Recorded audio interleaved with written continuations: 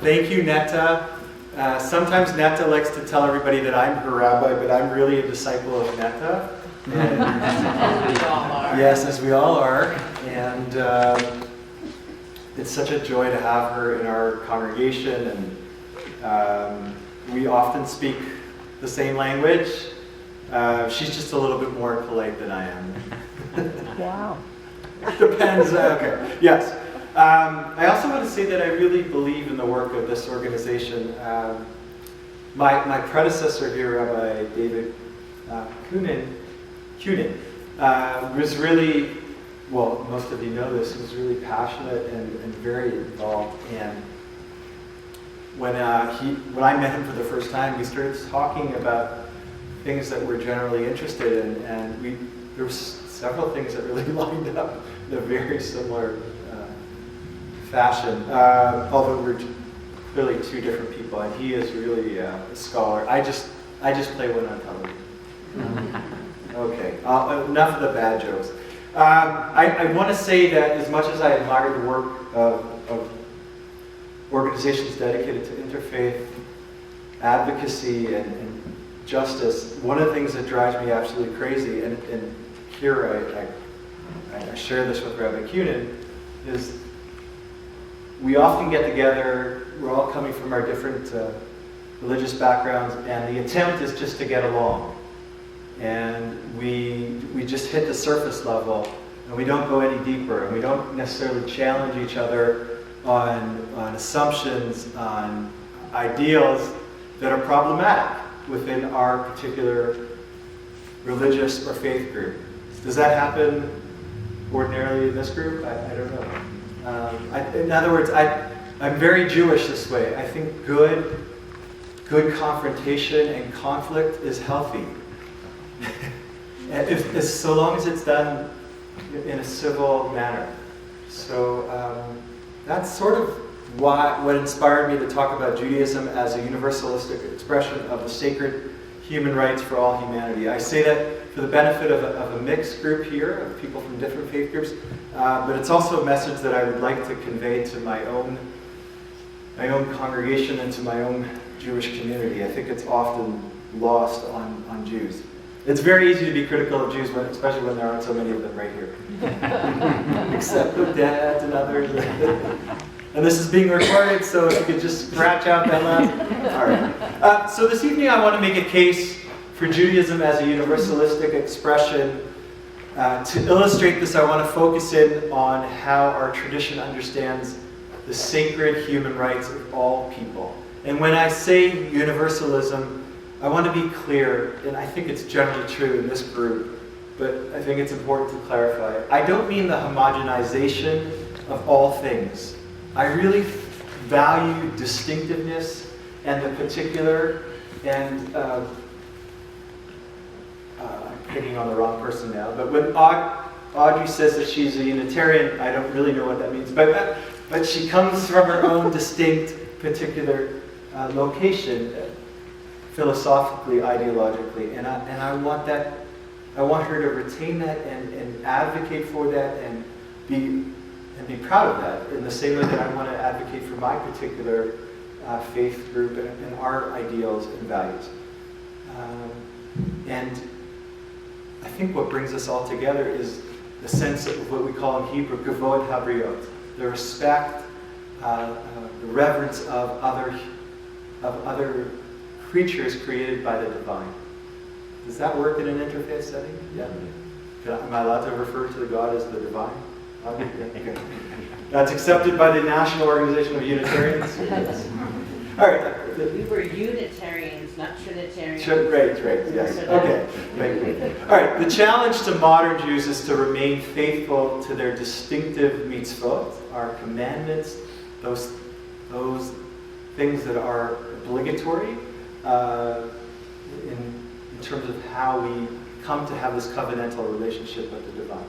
At the same time, we have to maintain our universalistic ethical idealism. And what is at the heart of our tradition is the concern for the rights and the value of the other. As a strong proponent of modernity, I believe that we are necessarily living within a palpable tension. which can be seen through the relationship of Jewish particularism and universalism. And this dynamic plays itself out within the discourse related to the relationship between human rights and Judaism. Again, it is one aspect of the broader tension between universal values and particular values and culture. And in this case, where I'm coming from, it's from Jewish values and Jewish culture. By the way, I hope it's clear that when I talk about tension, I don't mean that as a bad thing. Like right now, you don't know this, but I'm having major tension in my neck. It's why I look a little stiff. So if I don't face that way throughout this talk, don't be offended. But tension, and it's not just a Jewish value. What? Jews are stiff-necked. Stiff-necked. I guess I opened that up. Yeah, sorry. Yeah, I did sorry. Thank you so much. Yeah. They're going to ask you, what did the rabbi talk about? I don't know. He just made really bad, corny jokes.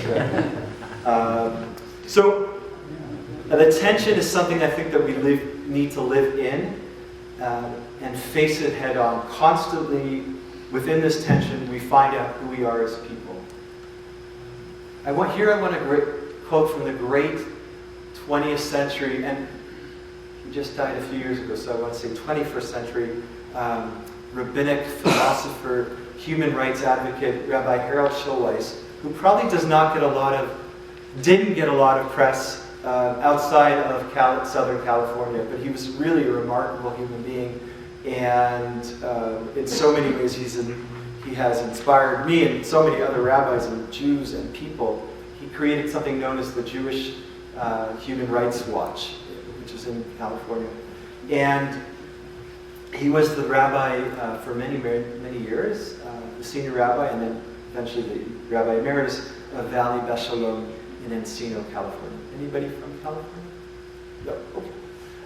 So he starts off this way. Some of my best Jewish friends share my humanistic concerns for the submerged communities, the lot of the poor, the weak, and the pariahs of society.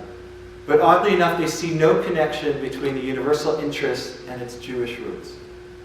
Declaring their Jewish identity appears as a compromise of their moral largesse and betrayal of their universalistic vision. It is as if they hear the question of their Jewishness framed as a hard disjunctive. Are you a Jew or a human being? Is your loyalty to your people or to humanity? Is this true in other faiths? Yeah.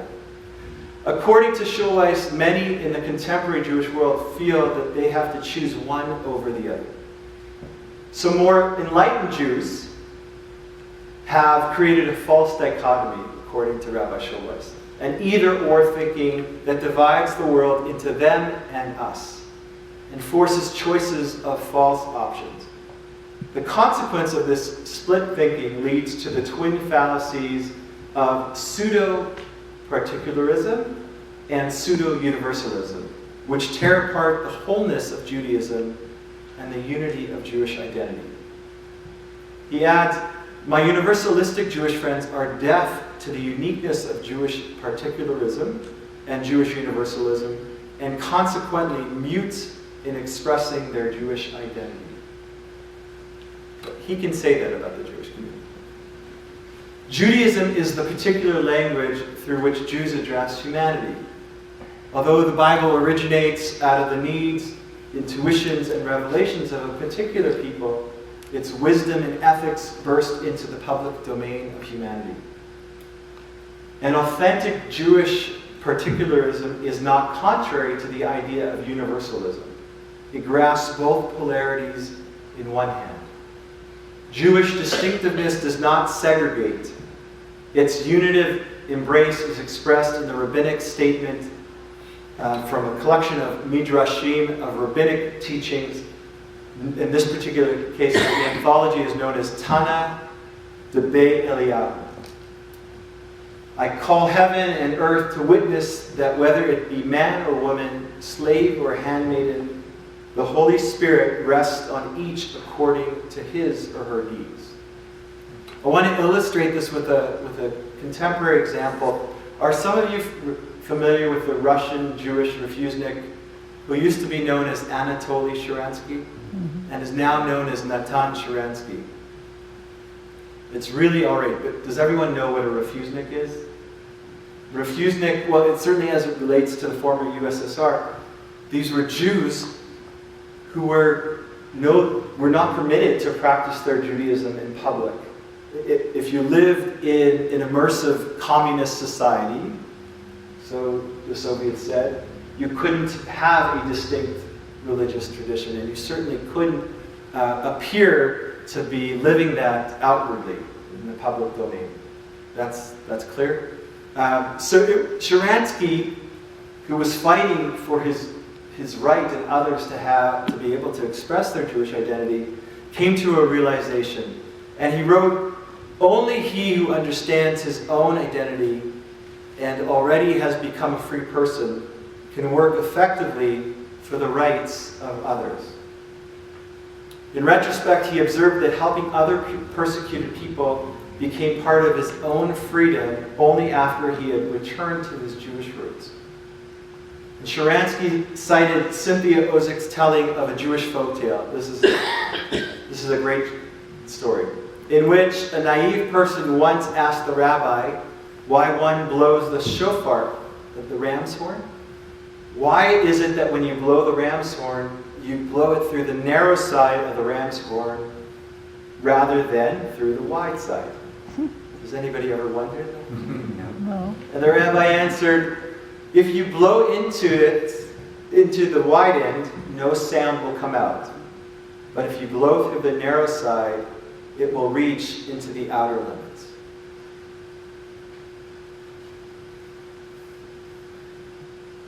And here, if I'm doing justice to my tradition, I want to quote from the Torah, from the book of Leviticus, chapter 19, verse 18. My Christian colleagues are so much better at reciting chapter and verse.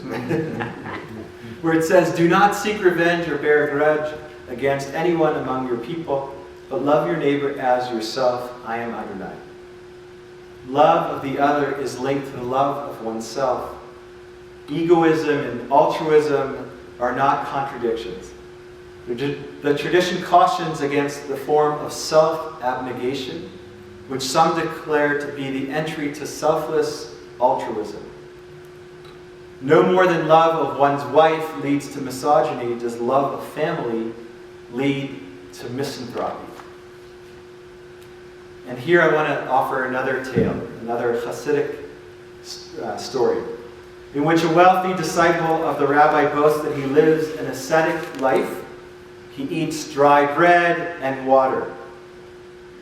What does the rabbi do? The rabbi chastises this man for living such a self-disciplined lifestyle and encourages him, if you meet a rabbi like this, let me know, to drink of the finest wines and the most delicious meats. And when his other disciples asked the rabbi why he would go ahead and chastise this man who clearly is living a holy existence, the rabbi answers, "I fear that if he is content with consuming bread and water, he will argue that the poor who come to him should be content with rocks and sand." To be Jewish is to live in a dynamic and a dialectical relationship between the private and the public, the individual and the social, the unique and the universal. It is to seek the integration and harmony articulated in Rabbi Hillel of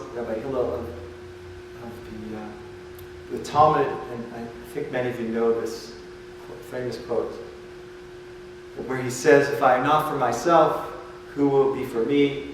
But if I only live for myself, of what good am I?" The compassion of God is not restricted to one people. The Jewish tradition, properly understood, will not allow God to be segregated. To declare one's Jewish identity is to know how to sing the song that rises to holiness. And I'd like to quote from the rabbi who's considered to be the chief rabbi of Israel, even though he was appointed this position prior to the establishment of the State of Israel, which would have been in 1948. This happened before. His name, and it will become familiar to many of you, is Rabbi Abraham Isaac Kook. And Kook was a philosopher, a Kabbalist, a staunch halachicist, you say that 10 times, a staunch believer in Jewish law, and a serious Zionist who, just parenthetically, did not try to convert people, that is Jews or others, to living a more ritualistic-based lifestyle. He said that there is holiness within the secular. So he had this great way of looking at humanity and understanding his community. But he says this, and it's beautiful. There is one who sings the songs of his own self, and in himself finds everything. Then there is the one who sings the song of his people and cleaves with a tender love to Israel. And there is one whose spirit is in all worlds, and with all of them does he join in his song. The song of the self, the song of one's people, the song of man, the song of the world. They all merge within him continually. And this song, in its completeness and its fullness, is to become the song of holiness. Jewish tradition imparts the moral responsibility towards the other as an extension of our theology. The Torah's most basic faith claim is that God is one. When we recite the Shema, "Hear, O Israel, Adonai is one." Adonai is our God. And so, if God is one, then all is one. And to end this talk, hey, I went under 15. Almost, yeah. 17 minutes and 29 seconds. Oh, God, but who's counting? Okay. Yeah. All right. So I want to quote from Rabbi Ed Feinstein, who's one of my teachers, but he also happens to be Rabbi Schulweiss's, the rabbi I quoted earlier. He happens to be his successor at Valley Beth Shalom. God is Melech Haolam, sovereign of all, the God of global concern. In God, there is no such thing as care for our own apart from concern for the other. Because in God, there is no such thing as the other. In a one God universe, we are all one, brothers and sisters, children of one parent. Thank you so much.